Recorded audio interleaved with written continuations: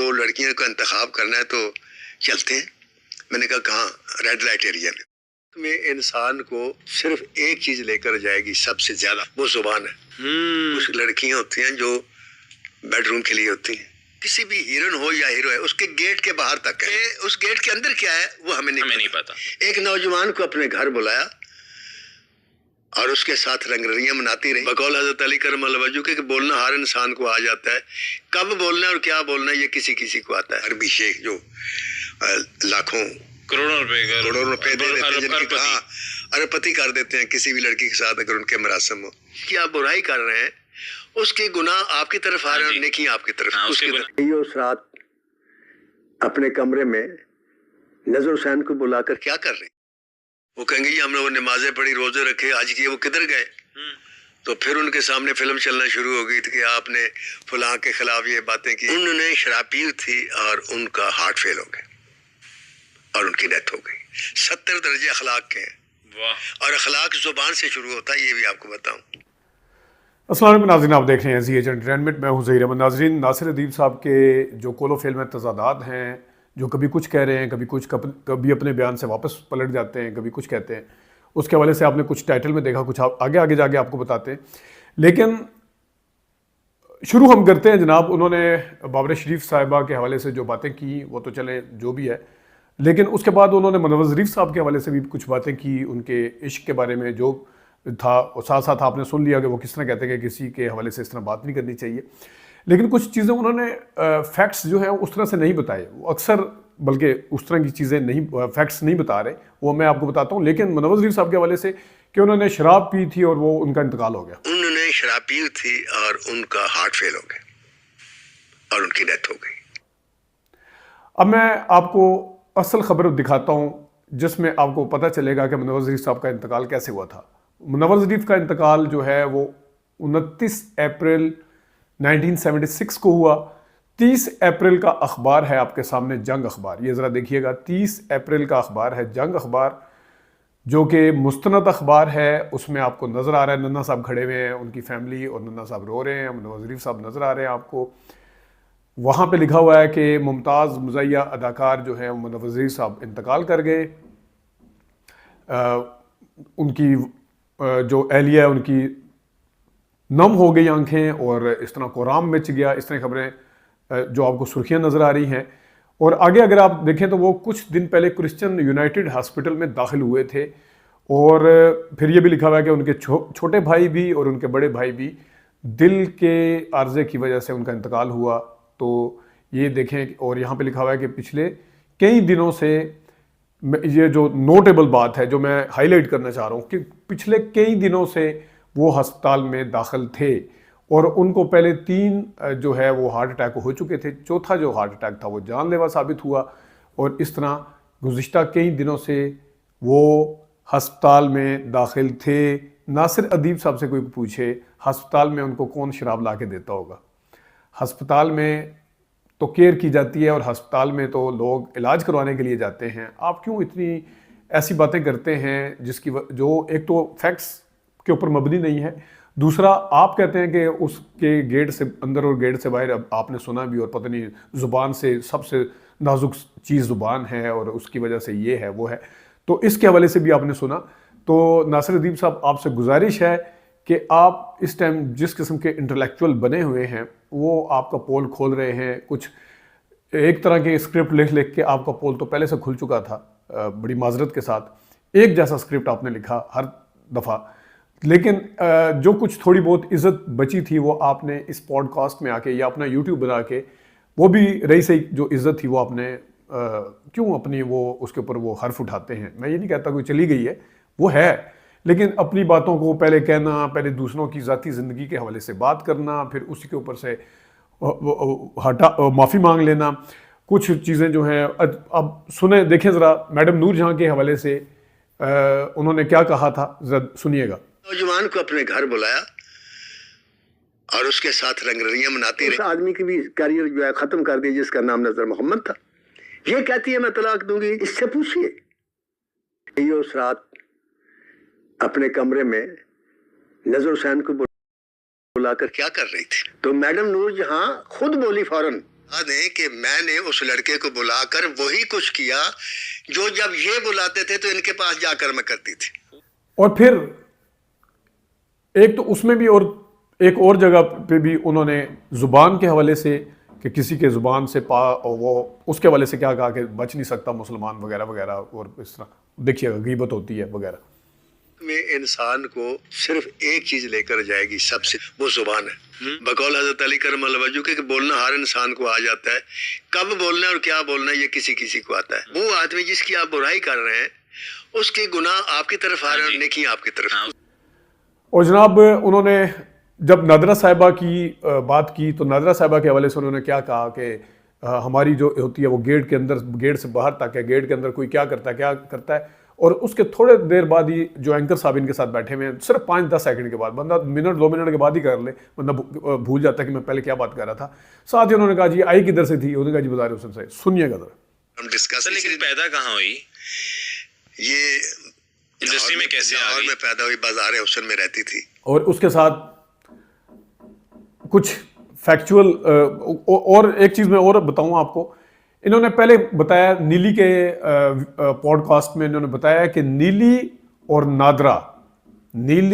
नादरा जो थी वो इनके दफ्तर आई थी। यूनुस मलिक का पहले वाला कमरा था, मेरा पिछला कमरा था, मैं उनके कमरे में नहीं जाता था वगैरह वगैरह, जो भी बात की। यानी क्या साबित हुआ कि वो दोनों स्टूडियो आई थी पहली दफ़ा। सुनिएगा ज़रा इन्होंने नीली की दफ़ा क्या कहा था। तो मैं अपने कमरे में आ गया, जो पहला कमरा था जिसमें बैठ के कहानी लिखता था। तो थोड़ी देर बाद यूनुस मलिक मेरे सामने आया, कहता है वो मैं दोनों लड़कों को बुलाता हूँ। अब इन्होंने रीमा वाले पॉडकास्ट में क्या कहा, इन्होंने कहा जी हमने जब रीमा को देखा तो हमें पसंद नहीं आई वगैरह वगैरह, जो भी, जिसके ऊपर इन्होंने बाद में माफ़ी इस हवाले से मांगी कि उस एरिया के हवाले से नहीं था। लेकिन इन्होंने क्या कहा कि हम आगे चले गए, आगे फिर हम नीली और नादरा के दफ्तर या उसके दफ्तर चले गए। यानी कि पहले आपने कहा कि वो स्टूडियो आई थी, वो वहां नहीं आप गए थे। अब आप कह रहे हैं कोई एक चीज के ऊपर नासिरुद्दीन साहब कायम रहे।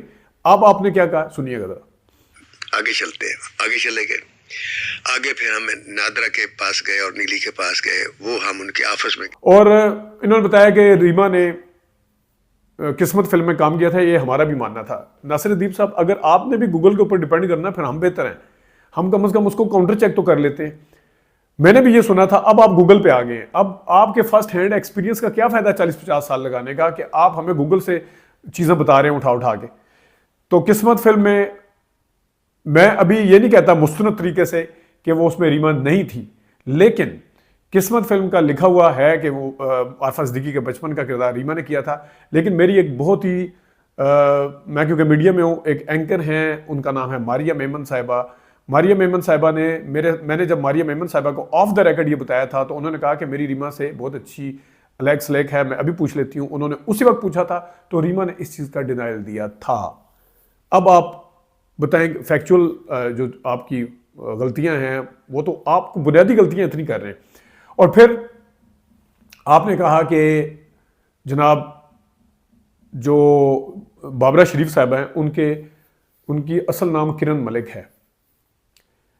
किरण मलिक ये भी आपने गूगल से उठाया है, ये आपने विकीपीडिया से उठाया है। विकीपीडिया एक ऐसी चीज़ है जहां पे मैं बाबरा शरीफ के प्रोफाइल में जाके अपनी मर्जी की चीज़ें एडिट कर सकता हूं।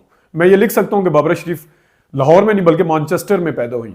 मैं ये लिख सकता हूं कि बाबरा शरीफ की डेट ऑफ बर्थ जनाब 1954 नहीं है, वो 73 में पैदा हुई। मैं ये भी लिख सकता हूं। ये है विकीपीडिया, आप उसके ऊपर रिलाई कर रहे हैं और अब आप आके बता रहे हैं कि आप फर्स्ट हैंड है। बता रहा हूँ बड़ी बात है जी। किरण मलिक मैंने आज तक नाम नहीं सुना। मैंने उनके पहले हीरो से भी पूछा, उन्होंने भी कहा इस तरह की कोई बात नहीं। मैंने और जो 2-3 बंदे हैं उन्होंने कहा नहीं है।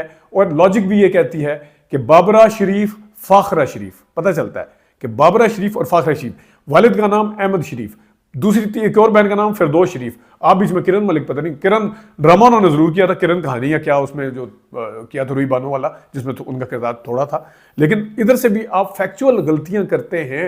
और आपके जो एंकर साहब हैं 2-3 दफा वो गुलाम मयूद्दीन को ज़िया मयूद्दीन कह चुके हैं और आपने उनको ठीक भी नहीं किया। नाचे जोगी, नागन जोगी को नाचे जोगी कह दिया था। नाचे नागन फिल्म अलग थी, नागन जोगी अलग थी। अब एक चीज़ का आपको नहीं पता भाई, आप चुप करके बैठ जाएं। आप ना इस तरह के सवाल करें जब आपको पता ही बुनियादी चीज़ों के। यूनुस मलिक को यूनुस खान कह रहे हैं बैठ के, ज़िया मयूद्दीन कह दिया मेरा नाम है मोहब्बत में, ये उठा के देख लें बाबरा शरीफ वाले में, और आगे से ठीक भी नहीं किया। बाबरा शरीफ के साथ हीरो कौन थे जी? ज़िया मोइनुद्दीन साहब थे, अंदाजा करें। और पहले भी कह चुके हैं, वो मुझे याद नहीं है नीली वाले में या नादरा वाले में, ज़िया मोइनुद्दीन का नाम पहले भी लिया उन्होंने। तो जनाब यहाँ पे खैर नासिरुद्दीन साहब, वो तो खैर बच्चा है, उनको तो क्या कहना। नासिरुद्दीन साहब खुद इतनी लंबी लंबी छोड़ने में बैठ गए और गलत चीज़ें बता रहे हैं, दुख इस चीज़ का होता है। और फिर साथ कहते हैं हमारा कोई लेना देना नहीं है, हमारा कुछ उससे लेना देना नहीं है। मैं पहले भी कह चुका हूँ नासिरुद्दीन साहब कि दूसरों के हवाले से बातें करना और इस तरह कहना और फिर साथ हदीसें भी सुना देना, उसके ऊपर कायम तो नहीं। फिर जो हदीसें आप हदीस सुना रहे हैं उनके ऊपर कायम रहे।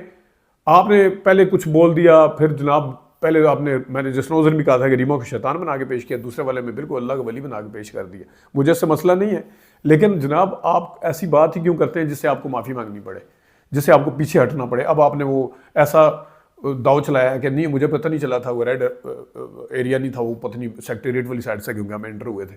तो ये कवर अप है, ये जो डैमेज हो चुका होता है ना किसी के हवाले से, जो आप बात कर लेते हैं वो वापस नहीं हो सकती।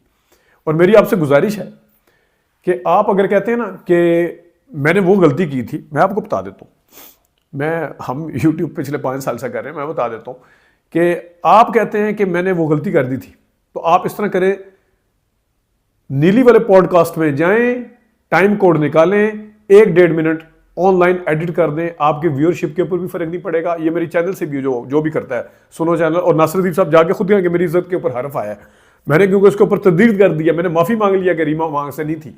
आप उसको ऑनलाइन जाके एडिट करें, ये आप कर सकते हैं। ये नहीं हो सकता कि आप उधर भी रखें चस्के लेने के लिए और इधर जनाब आप माफ़ी भी मांग लें, ये तो नहीं हो सकता, दोनों काम तो नहीं हो सकते। तो और मैं आपको एक मज़े की चीज़ बताऊं कि बड़े बड़े आए हैं यूट्यूबर्स जिन्होंने लोगों की पगड़ियाँ और शलवारें उतारी हैं, लेकिन आज वो कहीं पे भी नहीं है।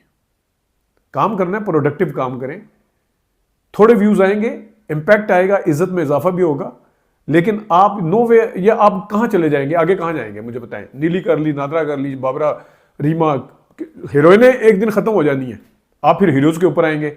हीरोज़ के ऊपर जो जिंदा आएंगे वो आपको बताएंगे फिर आपने कोई गलत बात की। गलत बात नहीं करेंगे, यानी कि फैक्ट अगर बताने की कोशिश करेंगे तो आपको पता चलेगा, अगर नहीं करेंगे बताएंगे तो आपको फिर वो थ्रेट आएगी, आप माफ़ी मांग लेंगे, नहीं ऐसी बात नहीं थी। तो जनाब ये नहीं है, आपने टाइम गुजारा हुआ है कि फ़न के ऊपर बात करें, फिल्म इंडस्ट्री के सवाल के ऊपर बात करें, फिल्में कैसे बनती है, आपने क्या काम किया है, मुकालमा क्या होता है, वो बात करें जो आपकी स्पेशलिटी है। व्यूज़ कम आएंगे लेकिन आपका इम्पैक्ट आएगा। ये इस चीज़ को लेके मैं आपको आज लिख के दे रहा हूँ। आज क्या तारीख है? आज 22 दिसंबर है। मुझे 22 जनवरी को मैं आके पूछूंगा अगर जिंदगी रही कि नासिरुद्दीन साहब का पॉडकास्ट या नासिरुद्दीन साहब का यूट्यूब चैनल कहाँ पे खड़ा हुआ है। ये यूं करना बहुत आसान है, उसके बाद जब यूं आता है ना फिर उसको वापस लेके जाना बहुत मुश्किल काम होता है। अपना इम्पैक्ट बनाए, बड़े बड़े आए हैं उनको फिर बाद में कंटेंट नहीं मिलता क्योंकि वो नेगेटिविटी इतनी फैला चुके होते हैं, उनकी पॉजिटिव बातों को सुनने के लिए तैयार नहीं होता। ये मुफ्त मशवरा दे रहा हूं, मशवरा वैसे किसी को देना नहीं चाहिए, लेकिन मैं आपको मुफ्त बता रहा हूं। और भी जो इस किस्म के काम कर रहे हैं उनके लिए भी है इम्पैक्ट। नेगेटिविटी अगर आपका किसी ने शलवार और पगड़ी उतारनी है ना, तो उसके मुंह से खैर का वर्ड या उसके मुंह से कोई ऐसा पॉजिटिव चीज लोग सुनना पसंद नहीं करेंगे, जो मर्जी हो जाए कहेंगे नहीं। वो ये उसी तरह है जिस तरह मूनलाइट सिनेमा या ऑडियंस सिनेमा के ऊपर जाके कोई अच्छी फिल्म नहीं देखता, ये बिल्कुल उसी तरह है। ये वही प्लेटफॉर्म है, उसी तरह है। आपने नेगेटिविटी फैला दी, आपने अपने व्यूअर को हिला दिया नेगेटिव चीजों पे, फोहिश चीजों पे, और अब आप जब आप पॉजिटिव बात करेंगे आपको नहीं सुनेंगे। तो लिहाजा अपनी पॉजिटिविटी बनाएं, अपने आप को उस सिनेमा की तरह बनाएं। मैं फिल्मी जुबान में बात कर लेता हूँ, जिस तरह कैपरी सिनेमा था कराची का कि लोग फैमिलीज आती थी देखने के लिए। पिंडी में शबिस्तान सिनेमा था, फैमिलीज आती थी। जो सिनेमा बदनाम हो गए तो फैमिली नहीं जाती थी, उन्होंने फिल्में लगाई, फैमिली वाली फिल्में लगाने की कोशिश की।